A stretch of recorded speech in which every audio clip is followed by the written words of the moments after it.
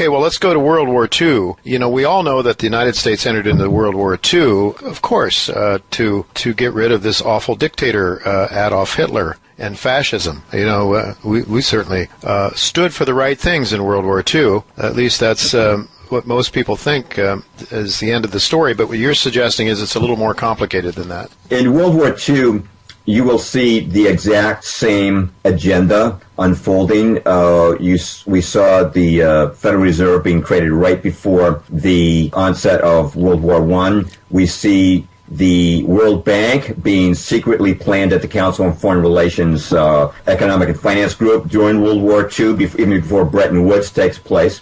So that's one of the things that comes out. But we also see world government being advanced by World War II. We go from the League of Nations to the stronger United Nations. We see the Balfour Declaration now coming to fruition in the creation of the modern Zionist state of Israel. And whereas World War I set the battleground, the venue for the creation of the first communist state, World War II was used to spread communism over half the globe. It engulfed, of course, the Balkans, Eastern Europe, and China, and to set the stage for the Korean and Vietnam Wars. So you've got and of course the war profiteering as usual. So you've got the exact same agenda going forward, and I would say it was not so much about stopping a dictator as saving one. I just want to mention that World War II was generated partly out of an attempt to save Stalin and the communist state they had created from the onslaught of Operation Barbarossa, June the 22nd, 1941. It wasn't just the Germans who invaded. It was the Finns,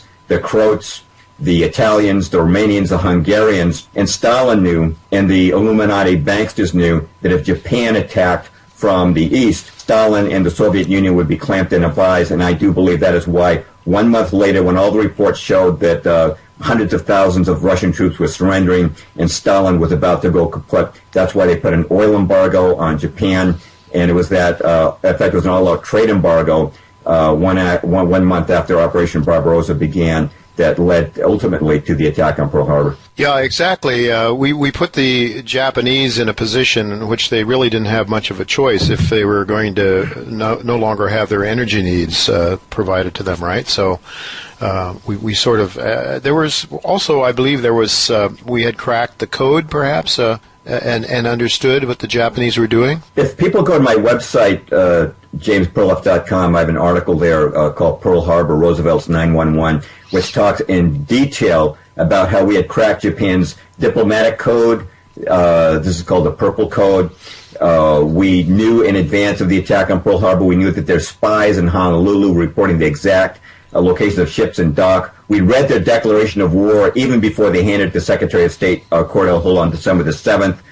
We also had cracked their naval codes. We knew that their fleet was approaching Pearl Harbor. The Japanese fleet maintained discretion, but it did not maintain complete radio silence. We also intercepted radio messages, and there were many personal warnings coming to the president from people like Joseph Grew, our ambassador to Japan, Brigadier General Elliot Thorpe, the U.S. military in Java, who had been warned by the Dutch, and many other sources. Congressman Martin Dies learned of the attack and warned the president. There were many, many warnings passed down. You can see this documented. It's not just in my article. It's in books like Infamy by John Toland, Day of Deceit by Robert Stinnett, Pearl Harbor by George Morgenstern. This is well documented. It's not discussed in your history class in high school. I should also just add that the decision to base the fleet in Pearl Harbor was made by President Roosevelt, contrary to all naval advice. The Navy begged him not to do that. Pearl Harbor is vulnerable to attack from 360 degrees. It had to be resupplied over 2,000 miles of Pacific. It was bad for morale. There was 37% Japanese ethnically in Hawaii, which meant we were vulnerable to sabotage and espionage. It was a terrible decision made by the president, yet he was never held accountable. Instead, all the blame was thrown upon our military commanders in Hawaii, General Short and Admiral Kimmel. They were made the scapegoats, and to this day, many of them still think that they were to blame for the Pearl Harbor disaster. And again, up until Pearl Harbor, I think it was something like 90-some% of the Americans were opposed to getting involved in World War II. So again, it was another disaster that was ensured by our policymakers to take place so that they could get the American support for the war, and of course the people that wanted the war seem to be in the driver's seat in order to cause those policies to take place, I guess, right? Yes, they paid very close attention to opinion polls, and you're quite right. It was close to 90% did not want to go into this war. The World War I had been successfully debunked by revisionist historians like Harry Emler Barnes. People had learned the truth about the Lusitania. They needed a cluster of Lusitanias. They had tried to provoke the Germans by depth-charging subs. This is pre-World War II. The Germans were not responding. They would not go for the bait. They did not want another Lusitania. And that's why they had to turn their attention to Japan. Mm-hmm. And that's why you have the Secretary of War, Henry Stimson, had stated that he said the question was what diplomatic fencing had to be done in order to put Japan into the position of firing the first shot. Mm-hmm. And there's no question that this was an attempt to get us into that war again.